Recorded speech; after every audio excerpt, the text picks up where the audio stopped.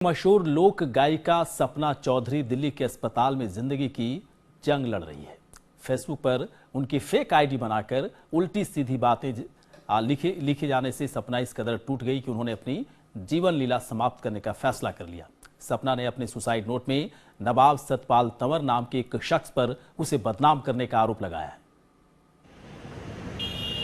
दिल्ली के इसी अस्पताल के आईसीयू में जिंदगी की जंग लड़ रही हैं सपना चौधरी।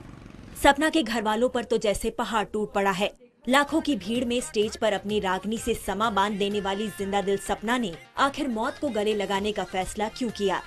बताया जा रहा है कि इसके पीछे सामाजिक संगठन निगाहें का चेयरपर्सन गुड़गांव का नवाब सतपाल तंवर है, जिसने सपना के खिलाफ गुड़गांव में SC/ST एक्ट के तहत मुकदमा दर्ज करवाया और बाद में उसे बदनाम करने की कोशिश की। इतना परेशान थी मैडम काफी दिन से, बस वही जो एक रागनी गाई थी 36 जात वाली, उसी के पीछे परेशान थी। उसने FIR दर्ज करवा रखी है, ये खानसा गाँव का है सतपाल तंवर, उसकी वजह से परेशान थी। सपना के घर वालों को अब भी यकीन नहीं हो रहा है कि उसने ऐसा कदम उठा लिया है, लेकिन घर वाले ये भी मान रहे हैं कि किसी लड़की को सबसे ज्यादा प्यारी उसकी इज्जत होती है और उसी को कोई सरेआम उछालने की कोशिश करे तो वो लड़की तो टूट ही जाएगी। जो अभी 1-2 दिन पहले आपने देखी होगी, एक पोस्ट उसने वायरल की है, उससे वो बहुत ज्यादा टूट चुकी थी उसको देखकर, इसलिए उसने ये कदम उठाया।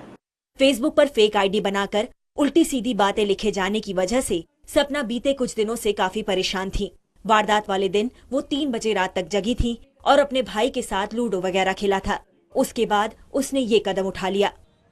उसने जो भी चीज वायरल कर रखी है, ये कि मंत्रियों के साथ उसके संबंध थे, गलत ये था वो था, और जो भी उसने मतलब ये चीज डाल रखी थी वो पढ़ पढ़ के लोगों ने उसको मतलब पढ़ा के उसको बिल्कुल तोड़ दिया था अंदर से। बड़ा सवाल ये है कि फेसबुक पर सपना की फेक आईडी किसने बनाई और किसने साजिशन उल्टी सीधी बातें लिखी जिसकी वजह से सपना इतनी टूट गई।